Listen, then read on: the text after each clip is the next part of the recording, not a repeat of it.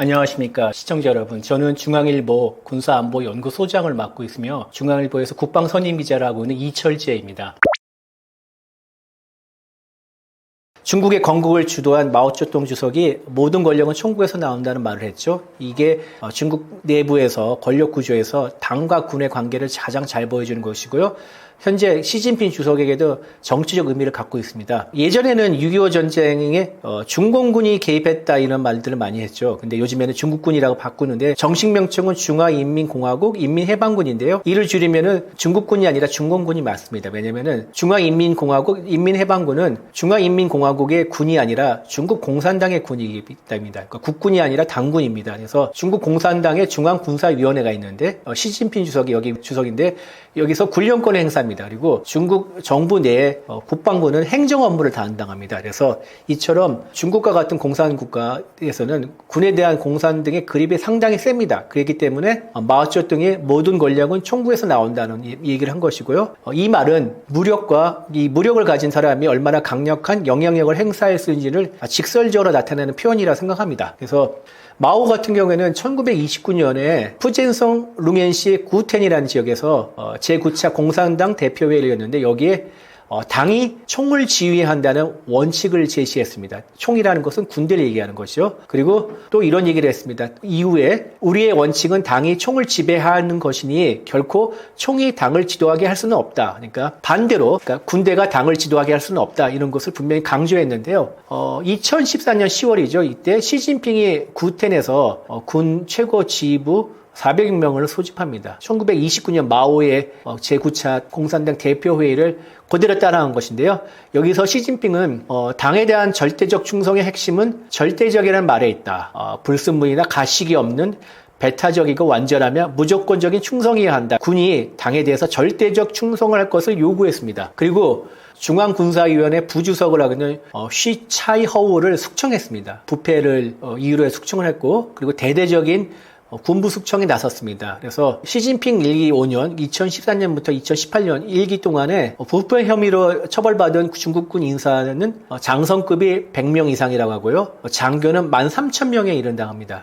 특히 이 같은 군부의 숙청의 주요 목적은 군부 내의 장점인 세력을 솎아내는 것에 있다고 생각합니다. 그리고 군은 시진핑이 절대 권력에 지키는, 보위하는 힘이면서 동시에 시진핑의 영향력을, 정치적 영향을 보여주는 바로미터가 군에 대한 장악력이라고 많은 사람들이 평가를 하고 있습니다. 그래서 시진핑이 군에 대한 그립을 그 누구보다, 그 어느 때보다 더 강하게 주려고 하는 것입니다.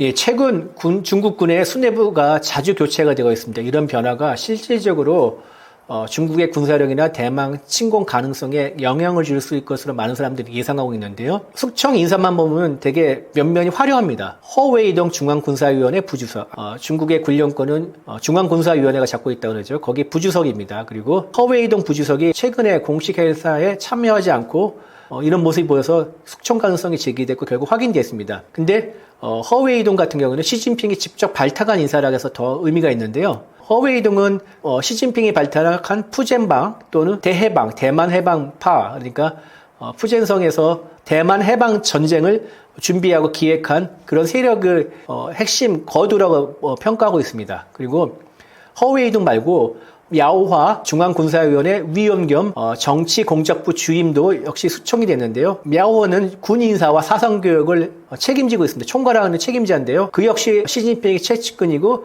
푸젠방 소속입니다. 이 두 사람에 앞서서 웨이펑어, 리상푸 전 국방부장 2명이 연달아 숙청됐고요. 리위차오, 저우 야닝 로켓급 지휘부도 숙청이 됐습니다. 그리고 천스퉁 전 육군 정치위원, 리차오밍 육군사령관, 위안하즈 해군 정치위원, 왕춘닝 무장경찰부대, 중국에는 무경이라는 조직이 따로 있는데 여기 사령관도 줄줄이 낙마를 했습니다. 이들 숙청된 최고위급 장성당 다수가 мя오화나 허웨이동처럼 시진핑이 직접 발탁한 인사입니다. 그렇기 때문에 부패 척결을 명분으로 내세우고 있지만은 사실 이들에 대한 충성심을 믿지 못하고 재확인 받으려는 게 아닌가. 그리고 계속 공포를 앞세워서 군에 대한 통제력을 강화하려는 게 아닌가 이런 의심을 받고 있는데요. 이렇게 잦은 인사 교체는 군 지부 내에서 잦은 인사 교체는 충성심 위주의 군 인사를 더 부추기면서 경험이 부족한 지휘관이 충성치 하나만으로 고위직에 오를 가능성도 높여지고 결국은 사기를 저하하면서 군의 작전 능력을 떨어뜨릴 가능성이 큽니다. 특히 시진핑이 숙청의 칼날은 로켓군에게 많이 향했는데요. 중국에서 로켓군은 핵과 미사일을 담당하는 독립군종입니다. 이 로켓군의 핵심 부대에는 전문성 없는 인사가 임명되는 사례가 늘어났고 결국 이러면서 작전 수행 능력에 단기적 공백이 발생했다는 서방 세계의 평가도 있습니다. 물론 이제 중국이 경제 성장을 배경으로 해서 많은 투자를 하고 무기의 역량을 늘리면서 군사적인 능력도 크게 향상됐다는 평가를 받고 있지만은 이같이 지휘 체계가 불안할 경우에는 대만 침공에서 성공할 가능성을 낮출 수도 있습니다. 그래서 물론 이제 대만 침공 가능성은 경제적인 부담이나 미국과의 관계, 그다음에 사회적 안정 이런 것들을 고려해서 현재로서는 가능성이 높지는 않지만은 시진핑이 2027년까지 대만 무력 통일의 준비를 완성하라는 지시가 내려졌다는 보도가 있을 만큼 지휘부 교체가 어느 정도 끝나고 작전 역량이 어느 정도 올라오고 그럴 경우는 대만 침공 가능성이 단순히 시나리오가 아니라 실제 상황으로 이루어질 수 있다는 분석도 나오고 있습니다. 중국 인민해방군 내부의 부정부패가 상당히 심각해서 시진핑이 칼날을 들이대고 있는데 이런 부패 상황이 중국군의 전투력과 준비 태세에 미치는 영향이 상당히 큽니다. 라디오 프리 아시아 미국에서 RFA라는 방송이 있죠. 거기서 옛날 보도에 따르면 인민해방군 공군사령부 참모 장교 출신으로 2016년에 미국으로 망명한 야오청이라는 사람이 있었는데요. 최종 계급은 중령이었습니다. 야오청을 인용해서 중국군의 부패 사례를 RFA가 보도한 적이 있는데요. 만연한 부패와 자금 부족이 인민해방군의 역량을 갉아먹고 있다고 전했는데요. 그 사례로 중국 공군, 로켓군 인사들이 미사일 연료를 가지고 허거를 요리하면서 썼다 이런 폭로도 있습니다. 그래서 미사일에 연료 대신 물이 채워졌거나 규격에 맞지 않는 부품이 수리가 됐기 때문에 창고에 그냥 가득히 쌓여있는 미사일이 부지기수다. 이래서 이게 또 시진핑의 숙청 과정에서 군부 숙청 과정에서 대거 적발됐다. 이런 사례를 폭로했습니다. 그래서 이걸 아까 시진핑의 군부 숙청 칼날이 주로 로켓군에게 향해 있다는데 이런 사례가 많이 적발돼서 로켓군이 부패 척결의 핵심 목표가 아니었나 이런 분석이 설득력을 얻고 있습니다. 그래서 부패 때문에 군수 무기 조달, 그다음에 장비 현대화, 핵심 무기의 품질 저하, 비효율 이런 것들이 일어나고요. 금전을 매개로 해서 진급을 거래하거나 인사부정 같은 거는 유능한 인재의 등용을 막고 아까 말씀했듯이 무능하고 충성심만 내세운 인사들을 지휘권을 만들기 위해서 실제 전투력과 지휘효를 떨어뜨릴 수가 있습니다. 결국 이렇게 상관이 부패할 경우는 밑에 있는 부하 장병들은 사기가 떨어질 수밖에 없고요. 그리고 실전에서는 대응력이 떨어지면서 군의 작전 수행 능력이 현저히 저해될 수 있습니다. 그래서 중국 인민해방군의 위기를 불러올 수도 있는 상황이라고 평가합니다. JB 브런슨 주한미군 사령관이 지난 15일에 하와이에서 열린 미국 육군협회 태평양 지상군 심포지엄이 있습니다. 랜드팩이라는데요. 랜팩에서 한 발언이 크게 화제를 모으고 있습니다. 그는 브런슨 사령관은 인도 태평양 지역이 굉장히 광활한데 군사작전에 가장 어려운 요소가 거리의 횡포라고 표현했습니다. 그러니까 거리가 멀 경우 작전을 펼치기 힘든데 한국에 주둔한 주한미군이 큰 역할을 한다고 설명을 했습니다. 그러면서 한국의 지리적 위치의 중요성을 강조하면서 이렇게 표현했습니다. 한국은 베이징과 가장 가까운 동맹이라고 표현하면서 일본과 중국 본토 사이에 떠있는 섬이나 고정 항공모함과 같다고 평가를 했습니다. 이런 발언은 또 되게 의미가 심장한데 한국에 주둔하는 미군은 북한, 러시아, 중국 지도부의 셈법을 바꾸고 비용을 부과하면서 어느 충돌에서든지 그러니까 미국의 지휘부에게 선택지를 제공한다. 어느 충돌, 그러니까 인도 태평양 지역에서 북한, 러시아, 중국 누구가 저지른 어떠한 위협에 대해서도 한다. 그러니까 주한미군의 역할이 결국 한반도에서 한미 상호 방위 조약에 따라서 한반도의 안전과 한국의 안전을 지키는 것을 더 벗어나서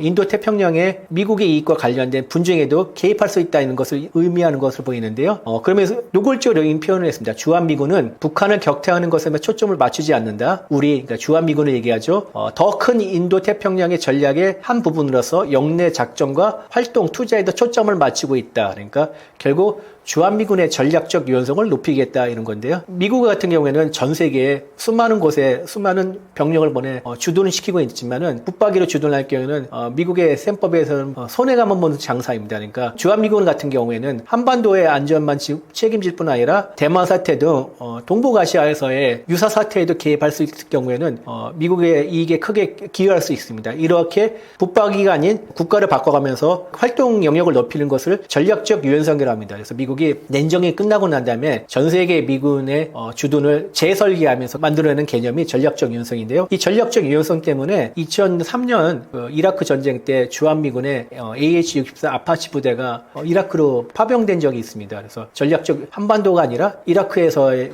미군 지원을 위해서 이라크로 주둔지를 옮긴 경우가 있는데 앞으로 대만 사태가 벌어질 경우에 주한미군의 이런 모습이 더 벌어질 수 있다는 것을 브론슨 사령관이 예상을 한 건데요. 특히 이번 랜셋 회의는 되게 의미심장합니다. 브론슨 사령관뿐만 아니라 미 인도태평양 사령부의 육군을 담당하는 사성장군이 있는데요. 이런 인도태평양 육군사령관의 주도하에 브론슨 사령관뿐만 아니라 일본, 필리핀, 호주의 육군 참모총장 및 사령관도 이 회의에 참석했습니다. 그래서 중국을 견제하는 방안에 대해서 노골적으로 토론했거든요. 그래서 그 일환으로 브론슨 사령관이 발언을 한 것이고요. 그렇기 때문에 앞으로 미국은 한국과 같은 동맹국과 협조하에 중국을 견제하면서 대만 사태 등 이런 분쟁 상황에 적극적으로 개입하겠다는 뜻을 분명히 밝힌 것이라고 볼 수 있습니다.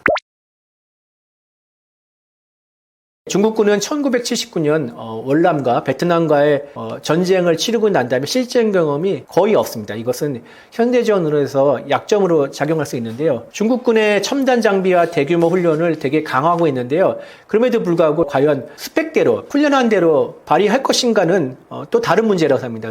전쟁에서는 불확실성이 높기 때문에 흔히 이렇게 전쟁의 안개라고 합니다. Fog of War라고 하는데 어떤 일이 일어날 수도 없고 예측할 수 없는 일이 자주 일어나기 때문에 그리고 항상 작전 계획대로 진행되지는 않지 않습니까? 그렇기 때문에 기민하게 반응하고 움직이고 이런 것들이 중요한데 실전 경험을 통해서 이런 것들을 검증하고 싸울 수가 있습니다. 그러나 중국군은 실전 경험이 없기 때문에 대만 침공도 아주 고난도 작전에서는 결정적 한계로 드러날 수밖에 없을 것이라고 봅니다. 그래서 실전 감각과 적응력이 부족하면은 훈련이나 시뮬레이션으로 이를 키울 수 있지만 어느 정도 한계가 있습니다. 이걸 모든 것으로 대체할 수는 없습니다. 미군의 경우에는 수십 년간 끊임없이 전쟁을 하면서 다양한 전장에서 실전 경험을 축적하고 전투 중 일어날 수 있는 돌발 상황, 복합 전장 환경 이런 데에서 적응력이 뛰어나고 그 적응력을 계속 키워올 수가 있었습니다. 그러나 중국군에는 그런 경험이 없고요. 그런 기회도 적었고요. 현대전에는 연합작전, 나라와 나라 사이의 연합작전, 협동작전, 육해공군, 그러니까 군과 군 사이의 협동작전, 그리고 전자전, 사이버전 등 이렇게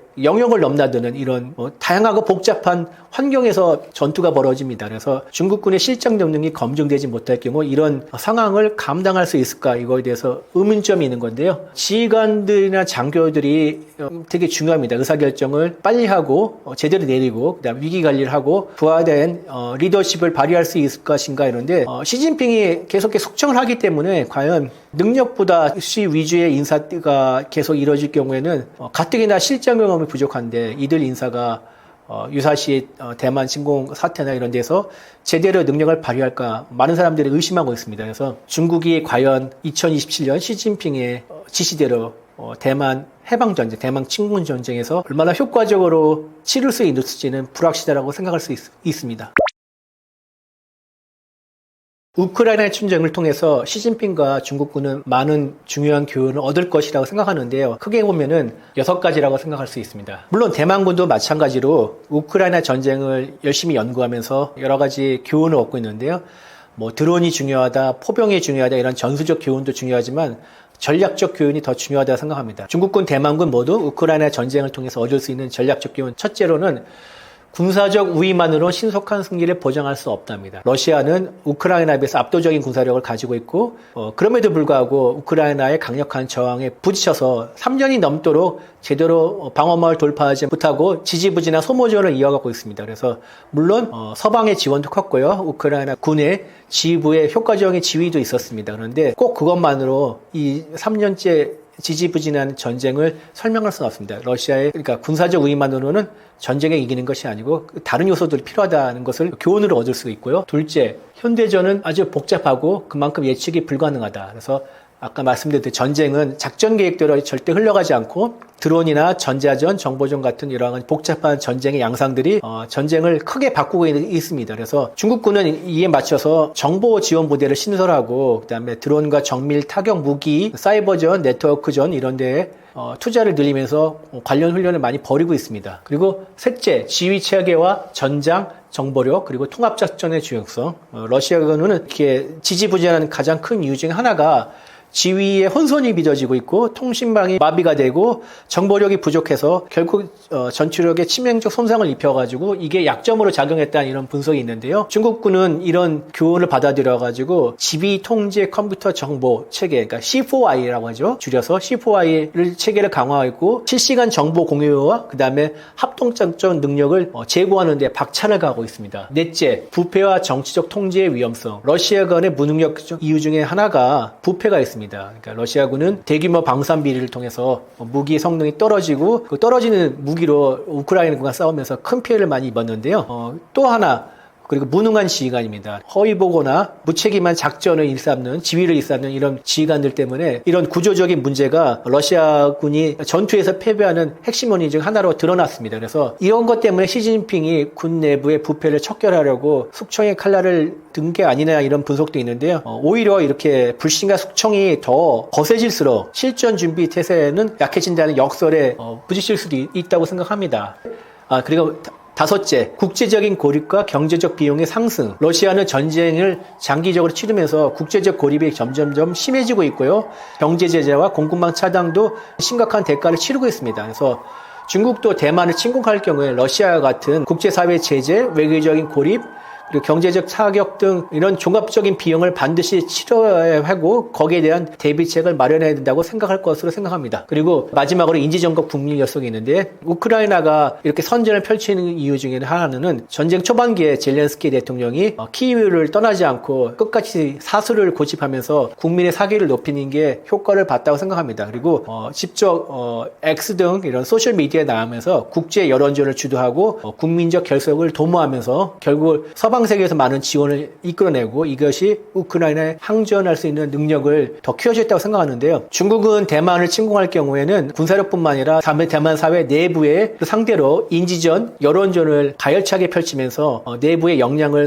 갉아먹고 국제 상대를 대만을 고립시키는 이런 책동을 할 것이라 생각합니다. 그리고 대만은 반대로 그에 대한 대응책에 고심할 것으로 보이는데요. 이같이 우크라이나 전쟁의 교훈을 듣고 대만과 중국 사이의 치열한 수싸움이 볼만하다고 생각합니다.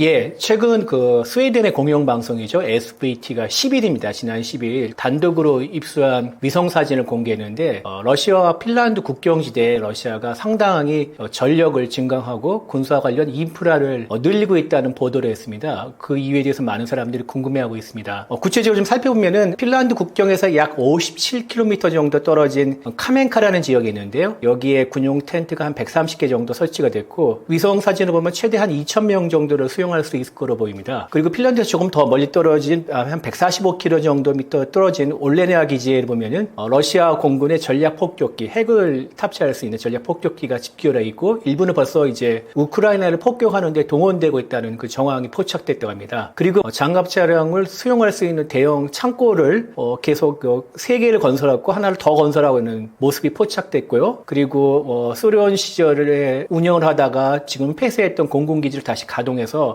헬기를 갖다 둔 모습도 보이고 있다. 러시아가 핀란드와의 국경지대에서 이렇게 전력을 대대적으로 증강을 하고 있기 때문에 나토를 비롯한 국가들이 상당히 긴장하고 있습니다. 일단 이 문제를 살펴보기 위해서 러시아는 핀란드에 대해서 어떤 역사적인 연구를 주장하고 있습니다. 왜냐하면 핀란드는 1917년 러시아 당시 제국으로 독립하기 전까지 러시아 제국의 영토였습니다. 그러니까 1809년 원래 핀란드가 스웨덴의 영토였는데 1809년 러시아가 스웨덴과 전쟁을 해서 그 전리품으로 핀란드를 뺏어갔습니다. 그리고 계속 통치를 하다가 제2차 세계대전이 거의 끝날 무렵에 1917년에 핀란드가 러시아가 혁명을 틈타서 독립을 성공한 건데요. 제가 미국에서 1년 동안 연수를 했을 때 핀란드 출신의 교수랑 한번 그 집이랑 친해가지고 얘기를 한 적이 있는데, 한국이 일본에 대해서 역사적으로 미워하듯이 핀란드도 러시아에 대해서 똑같은 그런 감정으로 미워하는 것을 발견하고 되게 웃었던 적이 있었습니다. 그 얘기를 많이 했던 적이 있는데, 제2차 세계대전 중에는 러시아와 당시 소련은 그 즈음에서 두 차례 전쟁을 벌였습니다. 1939년에는 겨울전쟁이라고 하고, 그 다음에 41년부터 44년까지는 계속전쟁이라고 합니다. 핀란드식 용어입니다. 핀란드에서 이렇게 부릅니다. 그래서 핀란드 특히 계속전쟁 기간 중에는 나치 독일과 손을 잡고 소련을 공격했는데요. 결국 아시다시피 소련이 제2차 세계대전 전승국으로 전쟁을 마감하자 핀란드는 상당한 영토를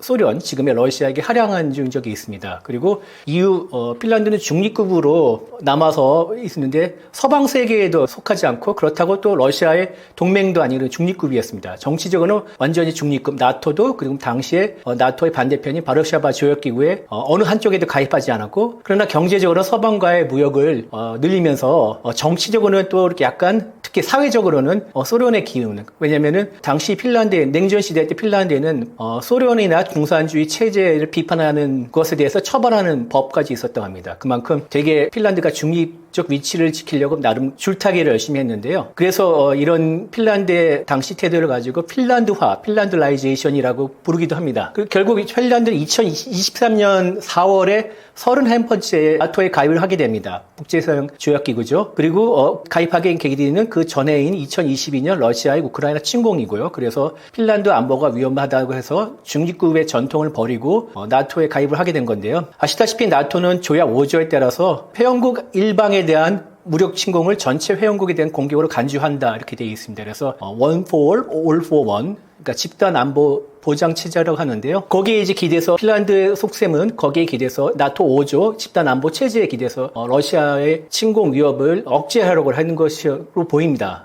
반면 러시아 침공을 받은 우크라이나는 나토 국가도 아니고 EU 국가도 아닌데, 핀란드는 나토 국가이면서 EU 국가이기도 합니다. 그래서 핀란드가 러시아의 침공을 받을 경우, 러시아가 핀란드를 침공할 경우에는 나토와 EU에 대한 전체에 대한 공격으로 간주될 수 있습니다. 그래서 러시아도 만만치 않습니다. 그래서 과연 러시아가 핀란드 국경에 전력을 증강하고 있는데, 그 이유가 바로 그 핀란드를 침공하려는 어떤 밑밥을 깔고 있는 것인가, 이거는 좀 지켜봐야 될 일이라고 생각합니다.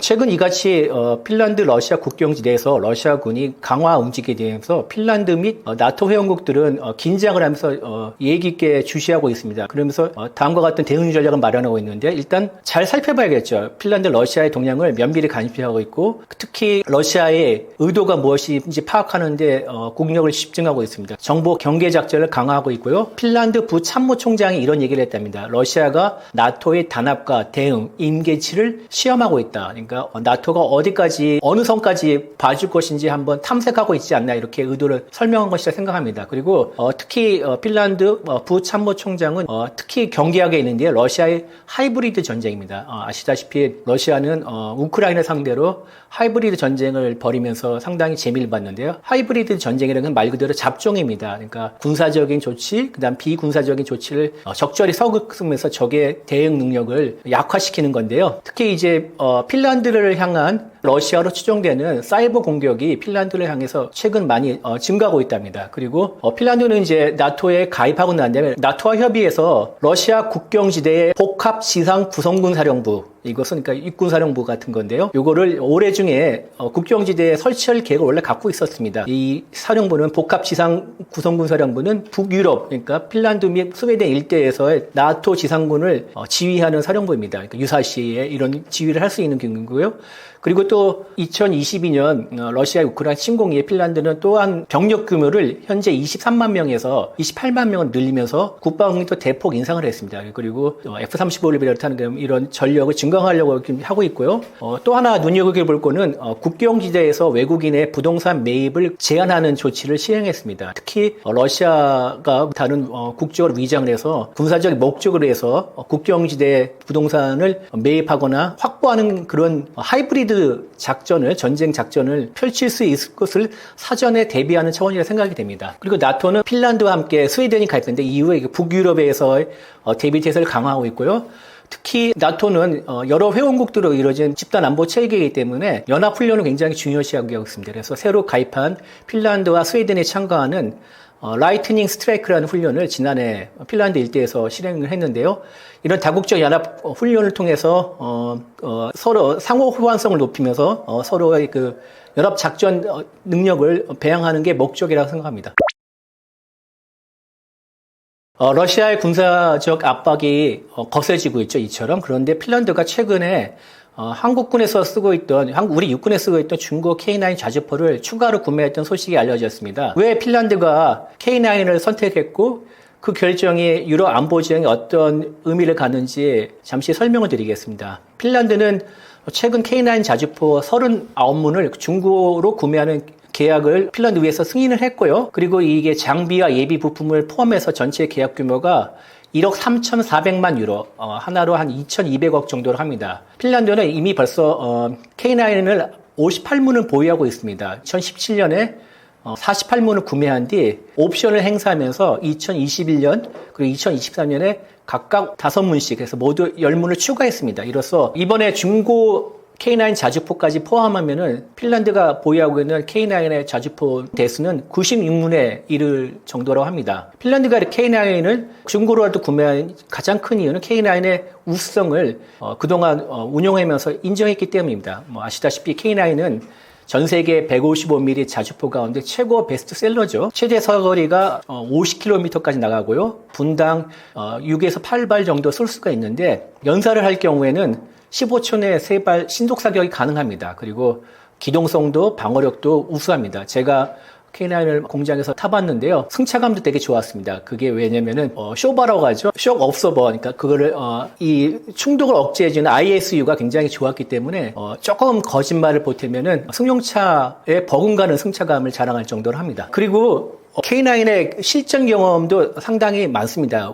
일단 한국에서는 연평도 포격대 K9이 북한의 포격을 뚫고 반격을 해가지고 상당한 피해를 입혔죠. 그리고 한국엔 잘 알려지지 않았지만 튀르키예도 K9 보유국인데요. 시리아나 자국의 내 쿠르드족을 상대로 여러 차례 K9을 투입해서 상당한 전과를 얻었다고 합니다. 핀란드는 K9을 지금까지 이제 운영하면서 추가 구매 필요성을 절실히 느꼈을 것이고 핀란드가 이렇게 K9을 구매하면은 다른 북유럽에게 파급 효과를 미치게 되는데 일단 같은 나토 회원국이자 핀란드의 근처의 국가인 에스토니아만 해도 K9이 24문이 있고요. 그다음에 노르웨이는 28문이 있습니다. 노르웨이군의 K9이 넷플릭스 영화에 한번 나와 있는 적이 있죠. 2022년에 노르웨이산 넷플릭스 개봉 영화 트롤 2022에 보면은 K9이 거대한 트롤 괴물을 상대로 전투를 벌이는 장면이 나옵니다. 물론 K9의 포격으로 트롤이 쓰러지면은 영화 금방 끝나기 때문에 재미가 없겠죠. 우크라이나 전쟁에서 열심히 드러났듯이 포병은 여전히 전쟁의 신입니다. 결정적인 한방 그리고 전선의 흐름을 좌우할 수 있는 가장 큰 요소는 포병입니다. 포병이 포격인데 공격과 방어에서 절대적 역할을 하기 때문에 K9의 신뢰성 있고 우수한 자주포의 필요성은 점점 높아지고 있고 그리고 러시아의 위협이 커지면서 폴란드 등 동유럽뿐만 아니라 북유럽에서도 K9 구매 욕구를 자극할 것이라고 예상하고 있습니다. 블라디미르 푸틴 러시아 대통령은 핀란드와의 국경지대에서 러시아군의 전력이 강화가 되겠다는 SBT의 보도에 대해서 다음과 같은 입장을 표명했답니다. 러시아는 일단 그 국경지대에서의 군사력 증강이 공격적 의도가 아니라고 강조하고 있습니다. 이거는 나토가 먼저 이렇게 확장, 그러니까 회원국가들을 동유럽이나 북유럽을 상대로 계속 늘리고 있기 때문에 거기에 대해서는 방어적 조처를 취할 수밖에 없다는 게 러시아의 기본 입장입니다. 푸틴 대통령은 지난달에 연설에서 러시아의 안보를 위협하는 어떠한 시도에도 강력히 대응할 것이라고 경고를 하면서도 나토 회원국을 공격할 의도는 없다고 선을 그었습니다. 러시아는 서방과 핀란드 그리고 나토 회원국의 우려에 대해서 과장된 위협 이론이라고 일축하는 그런 분위기인데요. 러시아 국방부는 이렇게 핀란드의 국경지대에서 전력 강화하는 그런 군사기술적 조치들은 러시아의 주권적 권리며 나토의 동진, 확장 이런 거에 대해서 불가피한 대응이라고 주장하고 있습니다. 근데 러시아는 핀란드의 2023년 나토 가입에 대해서 여러 차례 자국 안보에 직접적 위협이 된다고 반복을 해왔던 터이기 때문에요.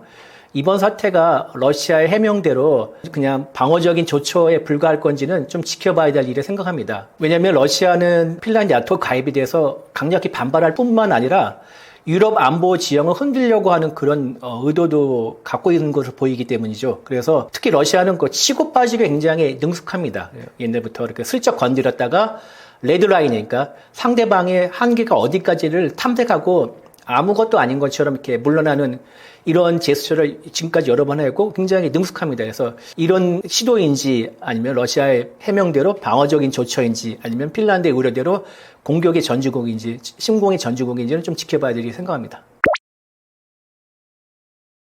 러시아의 우크라이나 침공이 2022년에 있었고 3년 넘게 이어지고 있는데 이런 상황에서 또 러시아와 핀란드의 전쟁 시나리오가 그렇게 점쳐지고 있습니다. 그래서 거기에 대해서 많은 전망들이 있는데요. 러시아는 지금 핀란드뿐만 아닙니다. 발트 3국, 라트비아, 에스토니아, 그리고 리투아니아, 이 발트 3국이라고 하죠. 발트 3국뿐 폴란드, 스웨덴 이런 다른 국경을 접한 국가들과 국경지대에서도 군사활동이 상당히 활발하다고 합니다. 근데 제가 이제 말씀드렸던 발트 3국, 폴란드, 스웨덴, 핀란드 요 4개 지역 중에서 가장 취약한 곳이 발트 3국입니다. 왜냐면은 발트 3국은 국가 자체가 굉장히 규모가 작고 군사력이 약하기 때문이에요. 그리고 또 라트비아, 에스토니아, 리투아니아는 핀란드와 마찬가지로 1917년까지 러시아 제국의 영토였습니다. 그러나 이제 만약 러시아와 핀란드의 전쟁 시나리오를 한번 예상해 본다면은 러시아는 핀란드를 상대로 아까 말씀드렸던 고도의 하이브리드 전술을 펼 가능성이 가장 큽니다. 나토 회원국이라서 전쟁을 그러니까 전면 전쟁을 확전하지는 않고 조심스럽게 관리하면서 배후에서 이렇게 조정하는 방법이 있는데요. 특히 그 러시아와 핀란드 국경지대에 러시아 말을 사용하는 인구가 2020년대부터 늘어나가지고요. 2050년 무렵이면은 23만 명까지 증가할 것이라고 핀란드 이민국이 예상한 바가 있는데요. 러시아가 이들을 앞잡이로 내서가지고 하이브리드 전술을 펼 수 있을 가능성이 크다고 생각합니다. 개인적으로 이들이 러시아 말을 사용하고 있는 핀란드 내 인구가 주민들이 핀란드 정부로부터 탄압을 받고 거기에 대응하기 위해서 분리 독립투쟁을 벌인다고 내세울 수 있기 때문에 그러면은 러시아 정부는 뒤에서 이를 지원해 준 거죠. 이런 시나리오의 하이브리드 전술이 이미 러시아가 2014년 우크라이나 상대로 벌인 바가 있습니다. 당시에도 우크라이나를 상대로 대규모 사이버 공격을 가하는 한편 리틀 그린맨이라고 있습니다. 아무것도 표식이 없는 군복을 입고 눈을 제외한 그 얼굴 전체를 가리니까 바라크라바라죠. 이런 걸 씌고 있는 러시아군의 특수부대원들이 마치 그 우크라이나의 러시아어 사용 주민들처럼 위장을 해서 우크라이나 정부군을 상대로 투쟁을 벌인 적이 있었죠. 그것을 똑같이 핀란드 상대로 벌이지 않을까 저는 개인적으로 예상하고 있습니다.